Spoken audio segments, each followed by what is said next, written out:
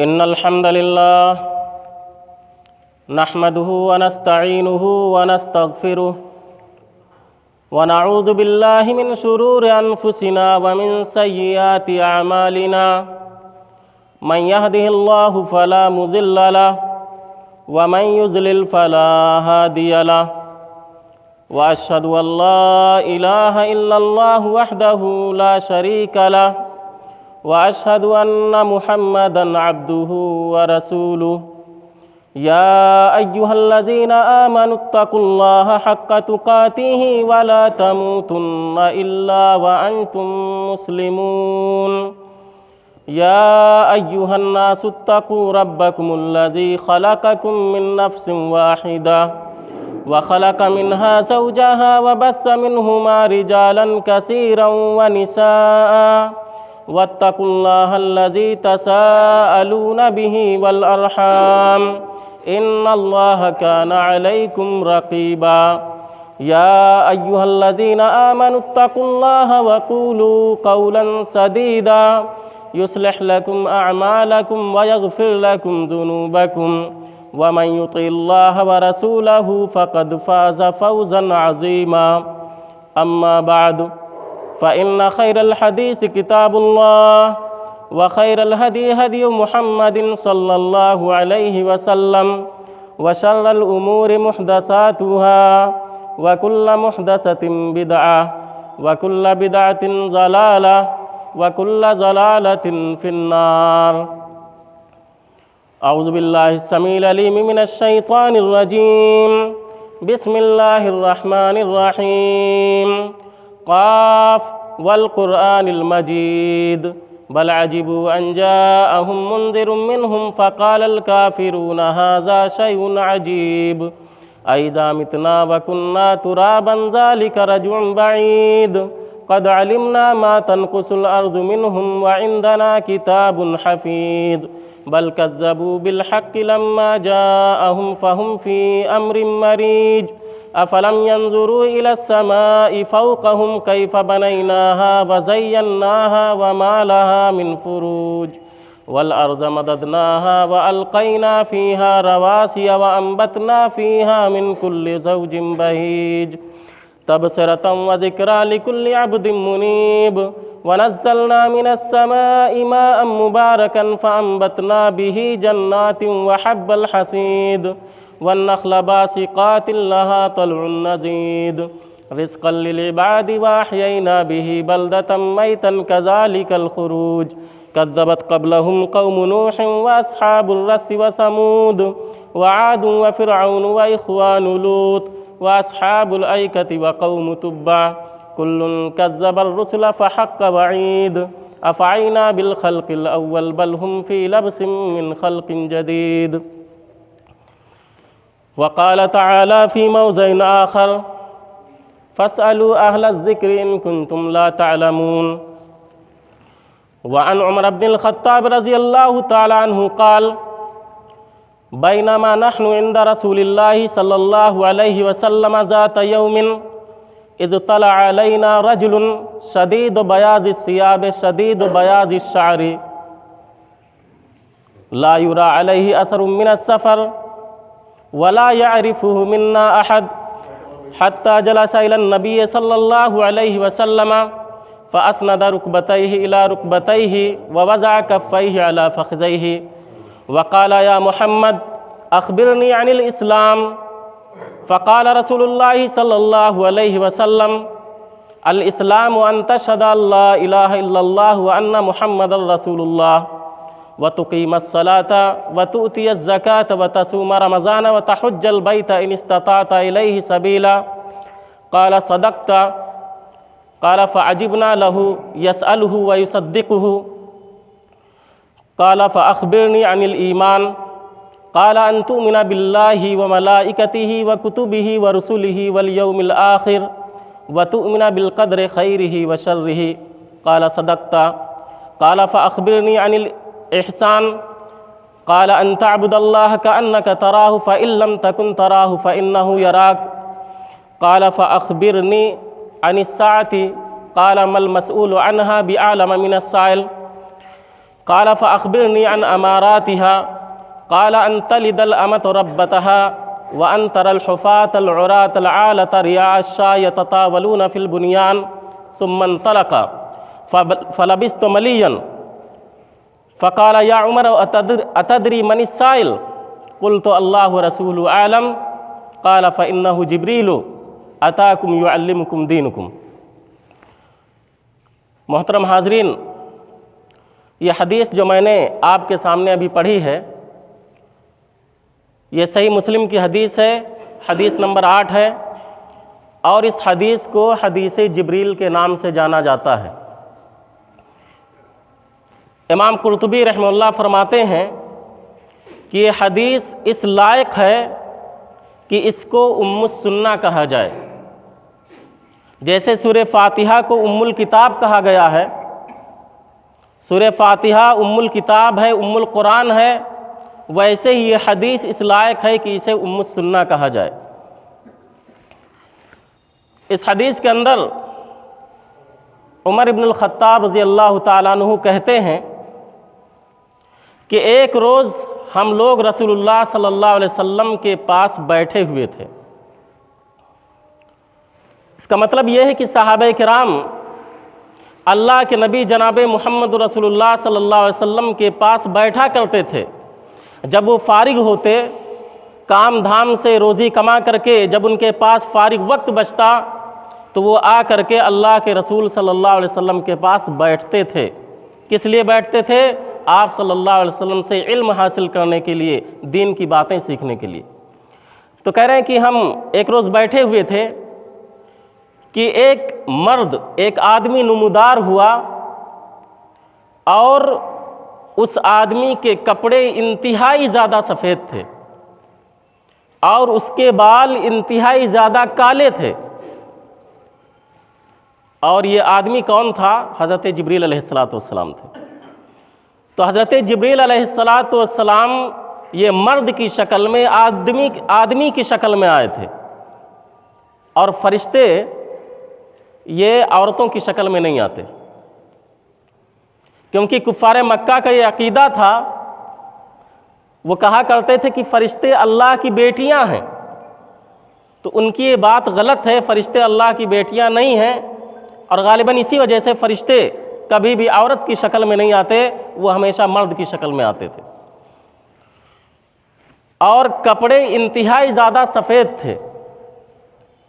اس سے پتہ چلا کہ کپڑا سفید پہننا یہ بہتر ہے۔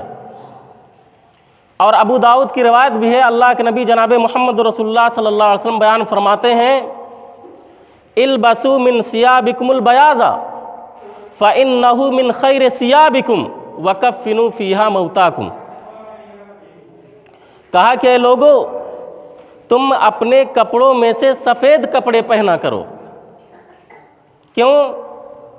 فَإِنَّهُ مِنْ خَيْرِ ثِيَابِكُمْ، کیونکہ سفید کپڑا یہ تمہارے کپڑوں میں سب سے بہتر کپڑا ہے۔ وَكَفِّنُوا فِيهَا مَوْتَاكُمْ، اور اسی سفید کپڑے میں تم اپنے مردوں کو کفن دیا کرو۔ تو اس حدیث سے پتہ چلا کہ دوسرے رنگ کے کپڑے پہننا بھی جائز ہے، اسی طریقے سے مردوں کو کسی بھی رنگ کے کپڑے میں کفنایا جا سکتا ہے، لیکن سفید کپڑا پہننا اور سفید کپڑے میں مردوں کو دفن کرنا یہ افضل اور بہتر ہے۔ ساتھ ہی یہ بھی بات جان لیں کہ کفن کے لیے ضروری نہیں ہے کہ بہت زیادہ کپڑے ہوں، ایک کپڑے کے اندر بھی کفن دیا جا سکتا ہے، جیسا کہ مصعب بن عمیر رضی اللہ تعالیٰ عنہ کو صرف ایک کپڑے میں کفن دیا گیا، اور وہ کپڑا بھی کیسا تھا؟ جو پورے جسم کو ڈھانپ نہیں سکتا تھا۔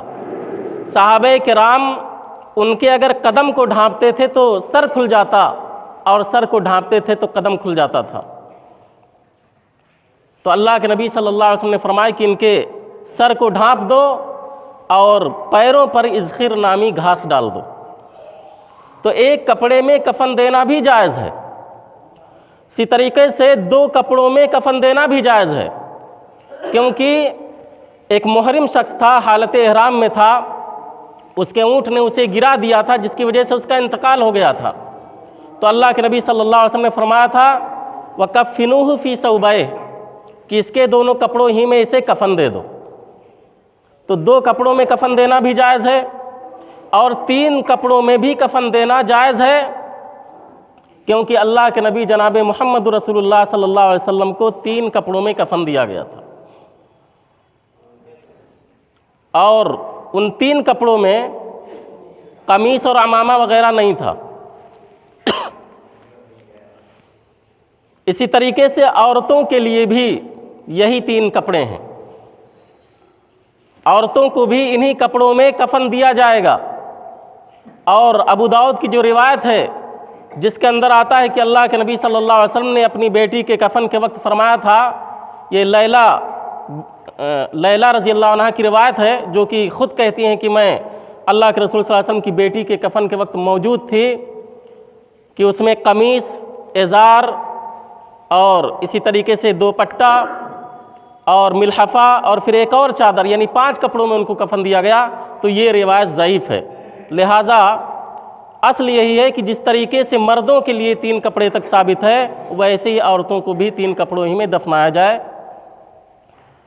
تو اس حدیث سے پتہ چلا کہ ہمیں سفید کپڑے پہننے کی کوشش کرنا چاہیے اور انہی کپڑوں میں اپنے مردوں کو بھی دفنانا چاہیے، اگرچہ دوسرے رنگ کے کپڑے پہننا بھی جائز ہے۔ تو وہ مرد یعنی جبریل علیہ السلام جو آئے تو سفید کپڑے نہیں بلکہ انتہائی سفید کپڑے تھے۔ اس سے یہ بھی پتہ چلا کہ اگر کسی مجلس میں جانا ہے تو آدمی بہتر اور اچھے کپڑے پہن کر کے جائے۔ شدید و بیاض الشعر، بال بھی انتہائی زیادہ کالے تھے، مطلب بالکل نوجوان۔ اس سے یہ بھی پتہ چلا کہ آدمی کو اگر علم حاصل کرنا ہو، علم سیکھنا ہو تو اس کو جوانی میں سیکھنا چاہیے جب بال بالکل سیاہ اور کالے ہوں، کیونکہ جب آدمی کے بال پکنے لگتے ہیں تو دماغ بھی تھوڑا کمزور ہو جاتا ہے۔ تو صحیح عمر اس وقت ہے جب آدمی بالکل نوجوان ہو، بال ابھی بالکل سیاہ ہوں۔ پھر کہتے عمر بن خطاب رضی اللہ تعالیٰ عنہ لا یرا علیہ اثر السفر کہ ان پر سفر کے نشانات بھی نہیں تھے۔ جیسے آدمی سفر سے آتا ہے تو دھول سے اٹا ہوا ہوتا ہے، کپڑے گندے ہوتے ہیں، بال بکھرے ہوئے ہوتے ہیں، کہتے ہیں کہ اس آدمی پر سفر کے نشانات نہیں تھے، یعنی اپنی حالت ٹھیک ٹھاک کر کے درست کر کے آئے تھے۔ ولا یعرف منا احد، اور کہتے ہیں کہ ہم میں سے کوئی بھی اس آدمی کو پہچانتا بھی نہیں تھا، اجنبی آدمی تھا۔ اس کا مطلب صحابہ کرام آپس میں ایک دوسرے کو پہچانتے تھے، ایک دوسرے کو جانتے تھے، لیکن وہ شخص جو آیا تھا اجنبی تھا اور صحابہ کرام میں سے کوئی بھی اسے پہچانتا نہیں تھا۔ کرے حتی جلس الی النبی صلی اللہ علیہ وسلم فاسند رکبتیہ الی رکبتیہ، کہا کہ وہ آیا یہاں تک کہ نبی صلی اللہ علیہ وسلم کے پاس بیٹھ گیا اور اپنے گھٹنے نبی صلی اللہ علیہ وسلم کے گھٹنوں سے ملا دیے۔ ووضع کفیہ علی فخذیہ، اور اپنے دونوں ہاتھوں کو اپنی دونوں رانوں پر رکھ لیا۔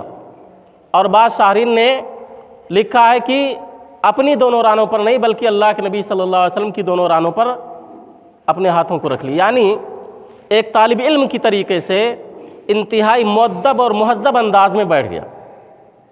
وقال، اور کہا یا محمد اخبرنی عن الاسلام، کہا کہ اے محمد آپ مجھے اسلام کے بارے میں بتائیے۔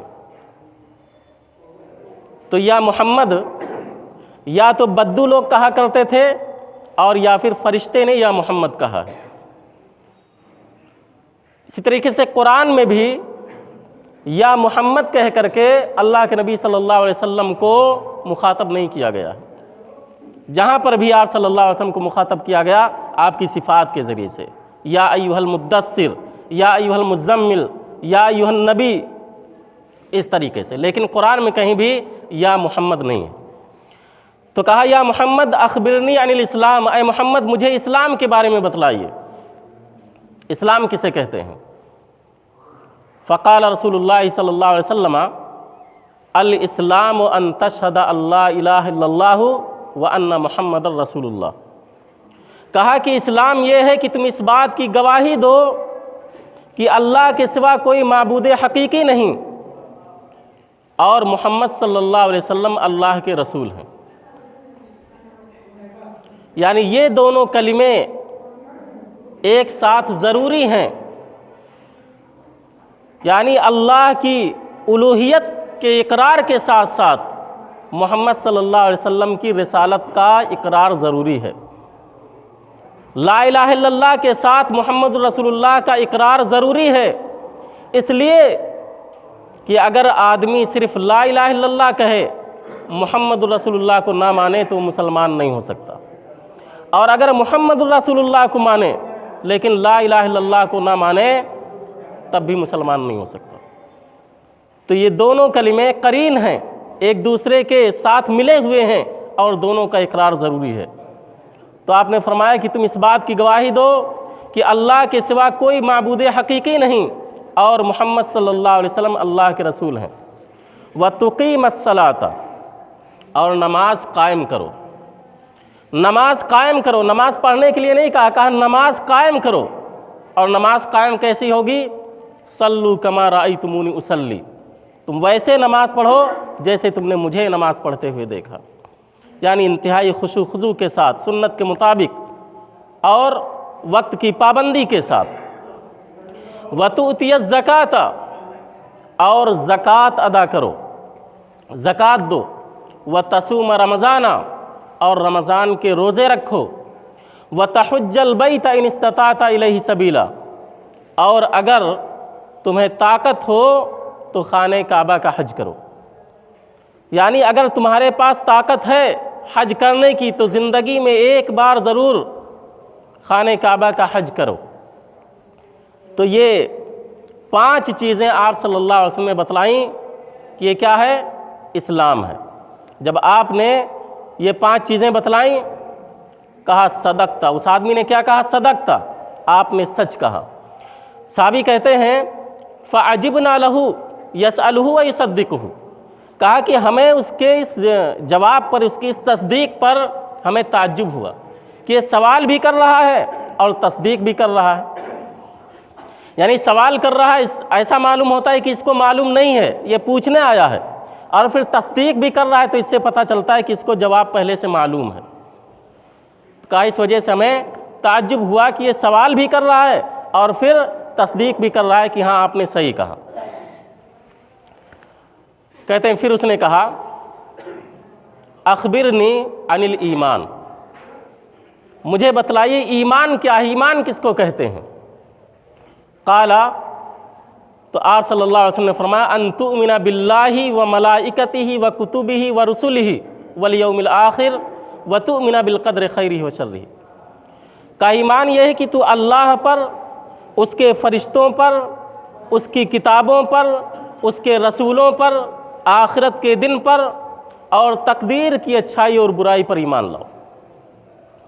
اللہ پر ایمان لانے کا مطلب یہ ہے کہ اللہ ہی کو تمام پوری کائنات کا خالق اور مالک مانا جائے اور صرف اسی کو معبود حقیقی مانا جائے، صرف اسی کی عبادت کی جائے۔ اور فرشتوں پر ایمان لانے کا مطلب یہ ہے کہ مانا جائے کہ فرشتے یہ اللہ کے معزز بندے ہیں، عباد مکرمون ہیں۔ یہ فرشتے یفعلون ما یؤمرون، وہی کرتے ہیں جس بات کا انہیں حکم دیا جاتا ہے۔ اور اس کی کتابوں پر ایمان لانے کا مطلب یہ ہے کہ اللہ نے جتنی بھی کتابیں نازل کی ہیں ان کتابوں پر یہ ایمان رکھا جائے اور یہ یقین رکھا جائے کہ یہ کتابیں اللہ رب العالمین کی جانب سے نازل کردہ ہیں، اللہ رب العالمین نے یہ کتابیں اتاری ہیں۔ البتہ قرآن کے علاوہ جو دوسری کتابیں ہیں ان میں تحریف ہو چکی ہے، صرف قرآن ہی وہ کتاب ہے جو جیسے نازل کی گئی تھی ویسے ہی باقی ہے۔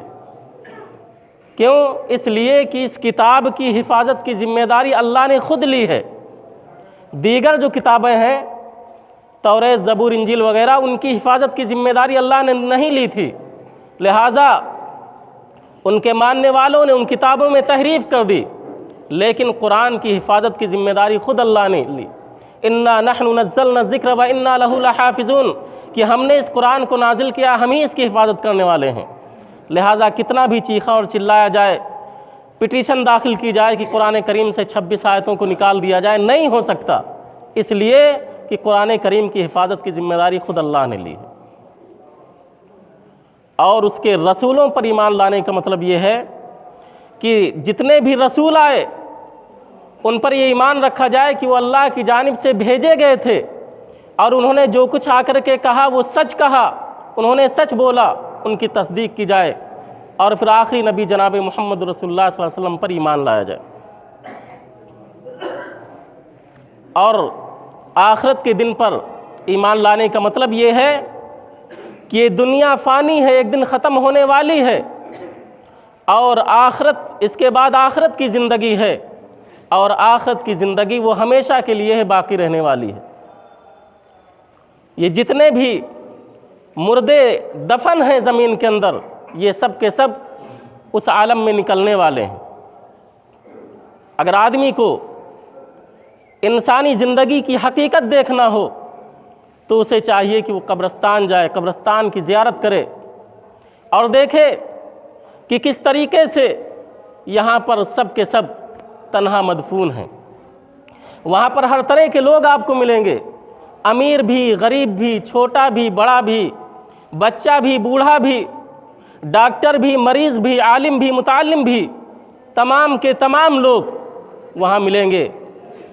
اور حقیقت کیا ہے زندگی کی کہ ایک قبر سے نکل کر دوسری قبر میں جانا ہے، یعنی ماں کی پیٹ بھی گویا قبر ہی ہے، اور ماں کی پیٹ میں جب زلزلہ آتا ہے تو بچہ باہر آتا ہے، ایسے ہی ماں کے پیٹ سے نکل کر کے دوسری قبر میں، قبرستان میں، زمین کے اندر جاتا ہے، زمین کے پیٹ میں جاتا ہے، اور جب زمین میں زلزلہ آئے گا تو زمین بھی اپنا حمل باہر نکال دے گی۔ اذا زلزلت الارض زلزالها واخرجت الارض اثقالها، جب زمین پر زلزلہ آئے گا تو زمین بھی اپنے دفینے، اپنے بوجھ، اپنا حمل، یعنی جتنے مردے زمین میں دفن ہیں سب کو نکال باہر کرے گی، تو دوسرا عالم شروع ہوگا۔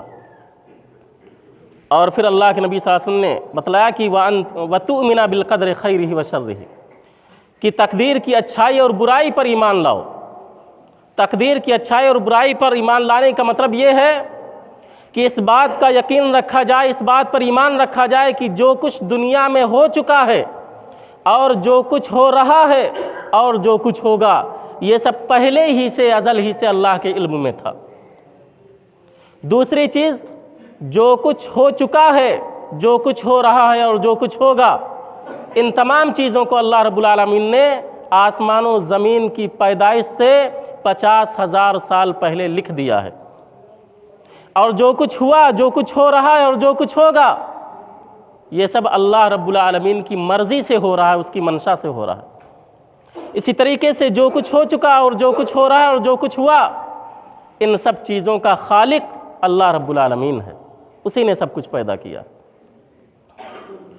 پھر اس نے کہا کہ اچھا مجھے بتلائیے احسان کیا ہے، تو آپ صلی اللہ علیہ وسلم نے فرمایا کہ احسان یہ ہے کہ تم اللہ کی عبادت ویسے کرو گویا کہ اللہ تمہارے سامنے موجود ہے۔ اگر تم یہ تصور نہیں کر سکتے تو تم ایسے اللہ کی عبادت کرو گویا کہ تم اللہ کو دیکھ رہے ہو۔ اگر تم یہ تصور نہیں کر سکتے کہ تم اللہ کو دیکھ رہے ہو تو یہ تصور کرو کہ اللہ تمہیں دیکھ رہا ہے۔ مثال کے طور پر ایک ورکر ہے، جب اس کے سامنے اس کا باس ہوتا ہے تو وہ بڑی خوش اسلوبی سے، بڑی خوبصورتی سے کام کرتا ہے، اور اگر اس کے پاس نہ اس کو پتہ ہو کہ CCTV کیمرے میں مجھے دیکھ رہا ہے تب بھی وہ قاعدے سے کام کرتا ہے۔ لیکن اگر کوئی نہ دیکھ رہا ہو، یہ تصور ہی نہ ہو تو وہ سستی کرتا ہے۔ ایسے ہی ہمیں یہ تصور کرنا چاہیے کہ ہم اللہ کو دیکھ رہے ہیں۔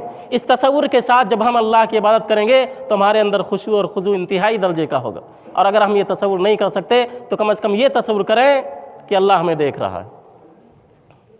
تو پھر اس کے بعد کہا کہ اچھا مجھے قیامت کے بارے میں بتلائیے، تو اللہ کے نبی صلی اللہ علیہ وسلم نے فرمایا کہ جس سے پوچھا جا رہا ہے وہ پوچھنے والے سے زیادہ نہیں جانتا۔ پتہ یہ چلا کہ قیامت کا علم کسی کو نہیں، نہ فرشتے کو معلوم ہے، نہ نبی کو معلوم ہے، نہ ولی کو معلوم ہے۔ یہ علم اللہ نے صرف اپنے ساتھ خاص رکھا ہے۔ قیامت کب آئے گی کسی کو نہیں معلوم، بالکل اچانک آئے گی۔ کہا اچھا تو مجھے اس کی نشانیاں بتلائیے، تو تو کہا ان تلد الامۃ ربتہا، قیامت کی نشانی یہ ہے کہ لونڈی اپنے مالک کو جنے گی۔ بعض شارحین نے بہت سارے مطالب ذکر کیے ہیں، اس کا ایک مطلب یہ بیان کیا ہے کہ اس کا مطلب یہ ہے کہ اولاد جو ہوگی وہ والدین کی انتہائی نافرمان ہو جائے گی اور ان کے ساتھ ایسا معاملہ کرے گی گویا کہ وہ آقا ہے اور ان کے والدین ان کے غلام ہیں۔ اور پھر فرمایا وَأَن تَرَى الْحُفَاةَ الْعُرَاةَ الْعَالَةَ رِعَاءَ الشَّاةِ يَتَطَاوَلُونَ فِي الْبُنْيَانِ، اور جب تم دیکھو کہ ننگے پیر ننگے بدن جو چرواہے تھے بکریوں کے چرانے والے وہ بنیادوں پر بلڈنگوں پر فخر کریں گے، تو یہ قیامت کی نشانی ہے۔ ننگے پیر ننگے بدن جو جانور چرایا کرتے تھے، صحرا میں رہا کرتے تھے، ان کے پاس اونچی اونچی بلڈنگیں ہوں گی، وہ بلڈنگیں بنا کر کے ان پر فخر کریں گے۔ یعنی حقیر قسم کے لوگ، اوباش قسم کے لوگ، اجڑ قسم کے لوگ یہ سطح پر قابض ہوں گے، ان کے پاس دولت ہوگی، مال ہوگا، اور دیہاتوں سے بھاگ بھاگ کر کے شہر میں جائیں گے اور بڑی بڑی اونچی بلڈنگیں بنائیں گے اور ان بلڈنگوں پر فخر کریں گے۔ تو اللہ کے نبی صلی اللہ علیہ وسلم نے یہ چیزیں بتلائیں، کہتے ہیں کہ پھر وہ آدمی چلا گیا۔ اللہ کے نبی صلی اللہ علیہ وسلم کے بارے میں کہتے ہیں کہ پھر عمر رضی اللہ عنہ کہتے ہیں کہ میں تھوڑی دیر ٹھہرا رہا تو اللہ کے نبی نے مجھ سے پوچھا عمر جانتے ہو یہ کون تھے؟ کہا مجھے نہیں معلوم، اللہ اور اس کے رسول بہتر جانتے ہیں۔ تو آپ صلی اللہ علیہ وسلم نے فرمایا فَإِنَّهُ جِبْرِيلُ أَتَاكُمْ يُعَلِّمُكُمْ دِينَكُمْ، کہا کہ یہ جبریل علیہ السلام تھے جو تمہیں تمہارا دین سکھانے آئے تھے۔ تو سوال کر کے بھی دین کو سکھایا جا سکتا ہے تاکہ دوسرے لوگ سن کر کے دین کو سیکھیں، یا خود اگر نہیں معلوم ہے تو سوال کر کے پوچھا جا سکتا ہے، دین سیکھا جا سکتا ہے۔ تو پتہ چلا کہ اسلام، ایمان، احسان یہ سب کیا ہے؟ دین ہے۔ اس کو اللہ کے نبی صلی اللہ علیہ وسلم نے دین قرار دیا ہے۔ اور اس حدیث کے اندر اسلام الگ بتلایا ہے 5 چیزیں، ایمان میں 6 چیزیں بتلایا ہے۔ تو اسلام الگ چیز ہے، ایمان الگ چیز ہے۔ یعنی اسلام ظاہر کو کہتے ہیں، ظاہری اعمال کو، جیسے آدمی لا الہ الا اللہ محمد رسول اللہ منہ سے بولتا ہے ظاہراً، نماز پڑھتا ہے، حج کرتا ہے، زکوٰۃ دیتا ہے۔ اور ایمان کیا ہے؟ یہ دل کا نام ہے، ایمان دل میں ہوتا ہے، کیونکہ ایمان دل سے رکھنا، یقین اور عقیدہ دل سے رکھنا ہے۔ تو اسلام ظاہر کو کہتے ہیں اور ایمان باطن کو کہتے ہیں۔ لیکن اگر ایک ہی چیز بولی جائے، صرف اسلام یا ایمان، تو دونوں اس میں داخل ہوتے ہیں۔ اگر اسلام کہا جائے تو اس میں ایمان بھی داخل ہوتا ہے، اور اگر ایمان کہا جائے تو اس میں اسلام بھی داخل ہوتا ہے۔ لیکن جب دونوں چیزیں ہوں تو اسلام سے مراد ظاہری اعمال اور ایمان سے مراد باطنی اعمال ہوتے ہیں۔ اللہ رب العالمین سے دعا ہے کہ اللہ تبارک و تعالی ہم سب کو دین سیکھنے کی توفیق عطا فرمائے اور اس پر عمل کی توفیق دے، آمین۔